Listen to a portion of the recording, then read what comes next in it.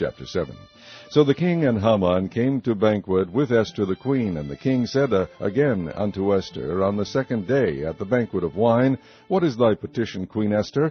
And it shall be granted thee. And what is thy request? And it shall be performed even to the half of the kingdom. Then Esther the queen answered and said, If I have found favor in thy sight, O king, and if it please the king, let my life be given me at my petition, and my people at my request. For we are sold, I and my people, to be destroyed, to be slain, and to perish. But if we had been sold for bondmen and bondwomen, I had held my tongue, although the enemy could not countervail the king's damage. Then the king Ahasuerus answered and said unto Esther the queen, Who is he, and where is he, that durst presume in his heart to do so? And Esther said, The adversary and enemy is this wicked Haman. Then Haman was afraid before the king and the queen. And the king, arising from the banquet of wine in his wrath, went into the palace garden. And Haman stood up to make request for his life to Esther the queen, for he saw that there was evil determined against him by the king.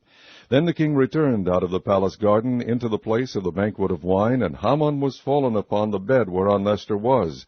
Then said the king, Will he force the queen also before me in the house? As the word went out of the king's mouth, they covered Haman's face. And Harbonah, one of the chamberlains, said before the king, Behold also the gallows 50 cubits high, which Haman had made for Mordecai, who had spoken good for the king, standeth in the house of Haman.